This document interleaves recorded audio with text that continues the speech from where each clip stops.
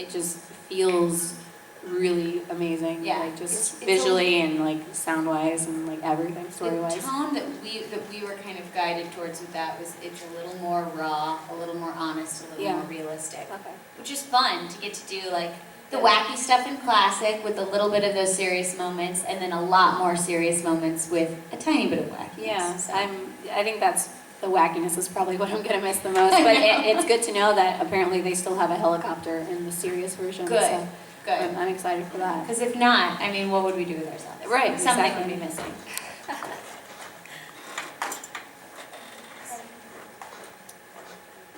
Question in the front? Sherry, was it hard to do the accent in Italia? Yes. Liechtenstein, which by the way, did you guys watch the Olympic opening ceremonies last night? Oh my gosh, it was so fun. It was amazing. I did not know, sounds so naive, but I did not know how many countries existed in this world. And not everybody was represented, as not everybody can qualify to compete in the Olympics. But what reminded me of that is I saw Liechtenstein with their flag going through the opening ceremonies. I was like, yeah! Go Team Liechtenstein! I mean, go Team USA as well, but you know. When we auditioned for Italia, I was very excited about it, and I didn't know if there was any role that was right for me. And Liechtenstein was a smaller role, so I got called back in to read for it, and I said, what does Liechtenstein sound like? Like, what is their accent? I'm not very well versed. So we found this really great website, and I really have to find the director and track him down and figure out what the website is again so I could use it for anytime I have to learn dialects.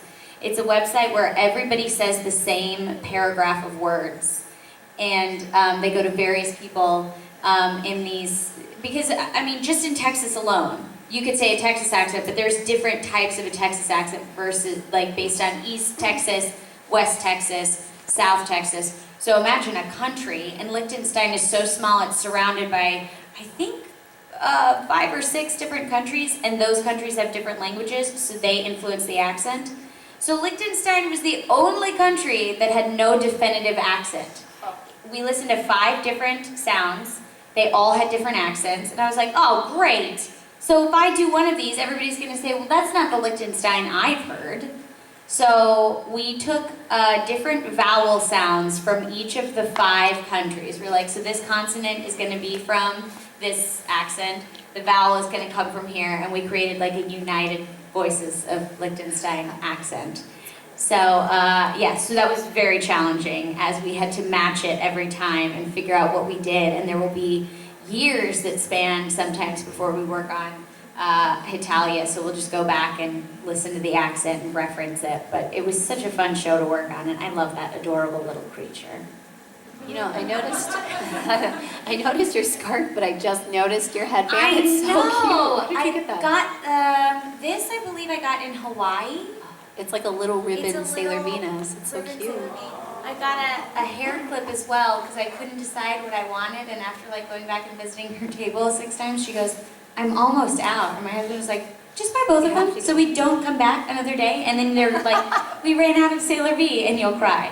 But yeah, so I got this in Hawaii, and then when I was in Canada 2 weeks ago, this girl made this scarf. So she sells them on Etsy. I'm sure she has your pattern as well. But I have her tag on here. But I was going to take a picture and post it on Twitter, so if everybody wanted to go buy them. Because they're really cute. And Yeah. she drew it and then got the fabric printed. I need to stock up on my Uranus gear. Oh, it's the best. She has an asked one. The Misa cosplayer? I was gonna ask, do y'all ever have y'all ever cosplayed before? Or I have not. I would love to. But I don't know about you, but I put so much pressure on myself because I see you guys at conventions that look amazing in cosplay. Oh, yeah. And so I am like, well, if I'm going to do this, I need to do it right. Otherwise, there's going to be a heavy amount of judgment on, like, that's the voice actor and that's her cosplay. Really? But since you guys set the bar so high, I'm absolutely terrified. I did have someone make me a Sailor Venus cosplay, and I haven't worn it yet. Oh my god. But I do want to do that at one point, and I was asking the other girls, like a couple of years ago, I was like, we should do something, but we always want to do, like, there's the Sailor Moon workout on YouTube. Have you guys seen it? It's all the Sailor Moon music, and it's a really hard, apparently, workout. So we were like, we're gonna get together and learn this workout, and then we're gonna, like, do panels where everybody has to do the workout with us. But I'm sure everybody would be like, no, we'll just watch you guys do it and laugh at you when you fall all over the place. But yeah, I told them, I was like, we should do the workout in cosplay.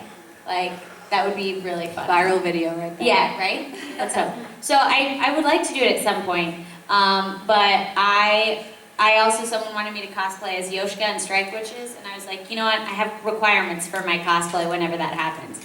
I must have a skirt or pants, and I must have a, like, pretty large amount of fabric on most of my body. Because I'm not as confident as you guys are. I can't pull some of that off. Higher fabric to skin ratio. Right. Yeah, absolutely. Like, it's gotta be, I've gotta be real covered. If I'm gonna do it. I actually, I come from the background of being like a huge fan of anime and video games, which is, you know, one of the reasons why I, you know, loved voiceover and decided to get into it. And I used to cosplay when I would just go to conventions as a fan. As of like recently, the last few years, I actually, at Omnicon for Halloween, I did dress up as Ryuko. So that was really fun, awesome. and people really enjoyed it. It was only for a few hours because wigs suck, as I'm sure most of you know. But yeah, it was like casual Ryuko from like the last episode, because just like Jeremy, like the fabric to skin ratio has to be very, very high on the fabric side. So, but that's about it. Yeah. I had clarified this yesterday, but I want to ask you, do you ever get recognized in public when you're shopping or something? I used to be not very much, and then every now and then it happens a little more. Actually, usually, since I did Not Cool with Shane Dawson, it's happened a little more than normal. And I guess sometimes since I've done more conventions, that'll happen sometimes. But yeah, no, every now and then. I mean, I had one girl at the airport, and it's usually not like, hey, share me. It's like, you look like this one girl who was in a movie with a watermelon. And I'm like, that was me. And then they're like, oh my God, Tori. And then I had one where somebody came up and they're like, this is so weird, but you look like a voice actor. She is in a couple of shows. I was like, oh, cool. And then we finally figured out that they are talking about me, but they'd seen a panel video or something like